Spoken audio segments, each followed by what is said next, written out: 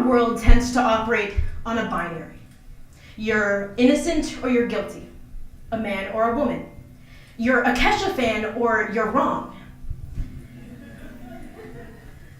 It's just comfortable for us to simplify things. When an idea begins to challenge this or become more complex, people tend to get angry because they're scared of what this means for themselves or their communities. For example, when Target announced that they were going to open gender-neutral bathrooms, there was a lot of backlash. These negative reactions are based in the fear of the unknown. The truth is that many of us never really understand what it means to have to venture outside of these comfort zones. I am Indigenous, and I identify as Two-Spirit, which is an Indigenous term meaning that I was not born a woman or a man, but I was born with two spirits, each of a different gender.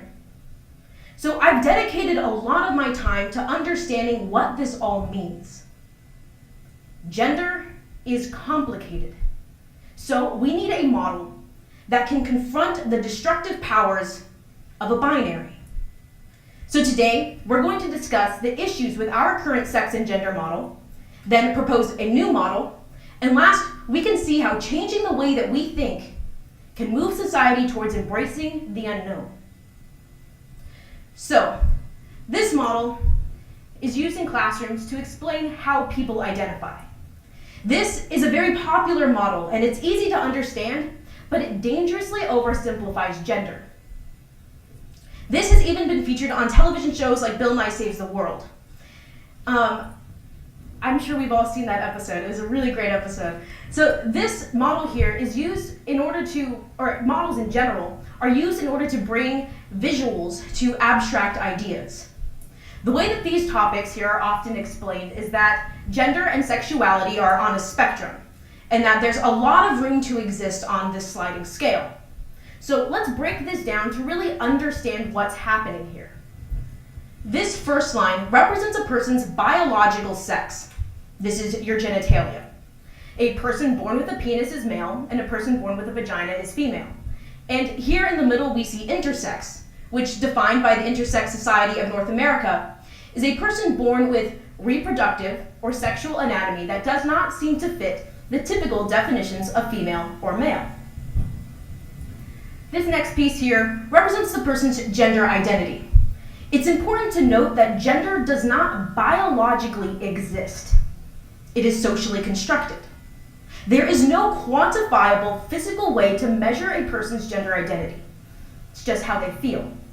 In order to make things simpler for ourselves, we created the concept of a man and a woman to correspond with male and female respectively. When a child is born, parents have already ascribed a gender to them. We see this with pink clothes and toys for girls and blue and sports for boys. We have certain expectations of what men and women should be.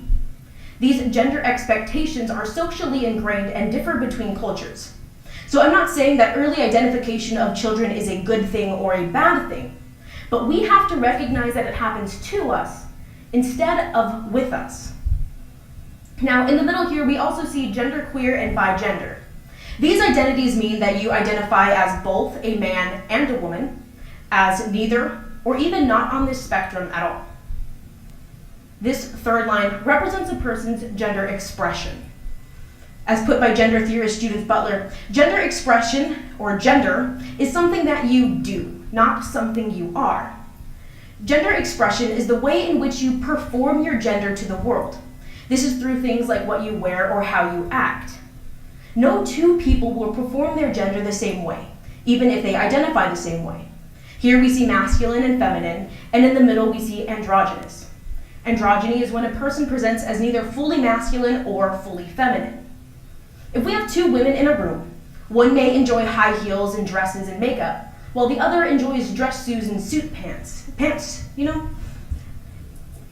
They both have the same gender identity, women, but their gender expression is very different. There is no correct way to perform your gender.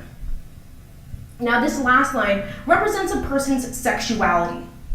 This is who you are attracted to and is not determined by your sex or gender. Here we see attraction to men and attraction to women. And in the middle, we see bisexual and asexual. Bisexual means that you are attracted to more than one gender, and asexual, very simply put, means that you feel little to no sexual attraction towards anyone else. There are so many possibilities that we don't even have enough language to describe it all yet. It's all still growing. So the first time that I saw this model, it made perfect sense to me. I understood how somebody born male could identify as a woman and want to be female. But as soon as the idea of agender identities was thrown at me, meaning somebody who does not ascribe to any concept of gender, I thought it was crazy. I mean, no matter where you are, you're still on that line. You're still a part of this. I didn't really understand it until I had a sit-down conversation with someone about how this model is limiting our understanding. This model is a starting point, but it leaves a lot out. There are three basic issues with this. The first issue is that the two sides create the idea of what is normal. For example, man or woman, thus creating a binary way of thinking. Because of this binary, male, female, man, woman, masculine, feminine, society has a hard time accepting identities outside of this. Now, the second issue is that linear models like this one oversimplify very complex topics. Bigender and genderqueer are not the same identity and should not share a spot on this gradient. Now, the last issue here is that this model makes it seem like the inside identities are just an average of the two extremes, but they're not. They're separate and independent ways of existing. So what we really have to understand here is that this binary way of thinking has caused a lot of issues in society. So now that we have a basic understanding of why this model can't adapt and change, I can introduce you to a new way of visualizing this. This model is a lot to take in, and I understand that. So that is why I created a new one based on a topic that most of us are familiar with, the solar system. So this model is meant to be a metaphor which we are using to discuss this topic. It is not supposed to be scientifically measurable, and I have also removed sexual orientation, as this is a model solely to describe gender. This is the gender universe. Here we will see how each person is their own solar system, and there are three pieces to this model. A nebula is the beginning, a blank slate, the building blocks for everything that will eventually become your solar system and the things around it. At first, what's in your solar system, or your nebula, is determined by who you are around. When a child is born, parents do what is called assigning at birth, which means a child born with a penis gets assigned male or boy or man at birth, and a child with a vagina is assigned female, girl, or woman at birth. As an infant, you don't get a say in what you do or wear or even what color your room is. You just have to exist and grow with every experience. Now, everything that happened to you while you were only a nebula helped create who you are. And you are now a star, the sun of your own solar system. Now, at first, how your sun looks depends on your family and the people around you. But eventually, you find an identity that you're comfortable with. The nebula, your building blocks, still exist as a part of you, but just aren't as important anymore. When we assign a child male at birth, we expect him to grow up to be manly and masculine and like sports and date women. And if he does, and he's comfortable with the identity that he was assigned at birth, he's what we call cisgender, meaning, again, he's comfortable with what he was assigned. But cisgender men who don't do these things are still allowed to identify as men. The only difference here is that they don't meet your expectations of what it means to be a man. Many people from a very young age understand that they don't identify with a gender that they are expected to be. And for others, it takes more time to come to this understanding. Gender is a concept that can adapt, grow, and change. So as a child grows, it's normal that their gender does too. Gender is not stagnant. It exists and evolves in new ways throughout your entire life. In astronomy, we know of single star systems, such as our own, meaning that there is one sun in our solar system. But we also know of multiple star systems, similar to our own North Star, Polaris, or Tatooine from Star Wars. Meaning that there are more than one sun in the solar system. Now, you may identify as a single star system, meaning you identify with one gender, whether that's man or woman or something else. But you can also have multiple stars in your system. This would be identities like two-spirit, bigender, or gender fluid.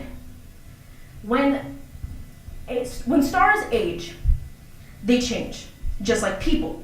So over time, your sun may change shape, color, size, multiply, or even shrink into nothing. The amazing thing is, we even know of a planet with no sun.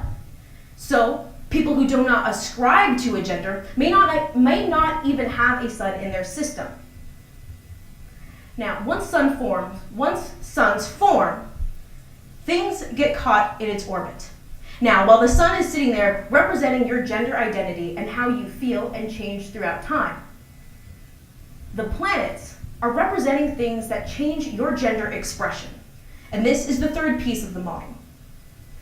What these planets represent are things in a person's life that will influence the way that they see and present themselves.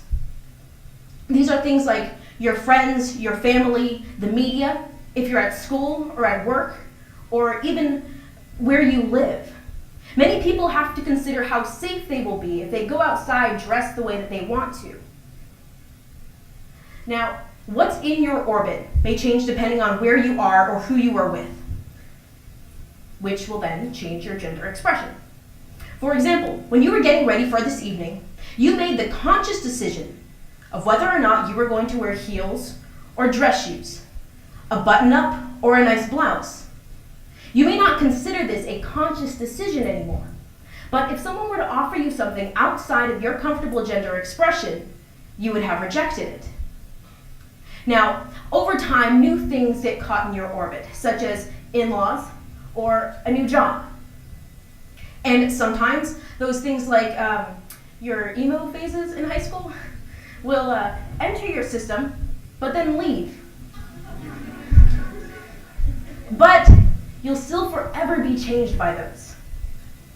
A single solar system represents a person on the outside and on the inside.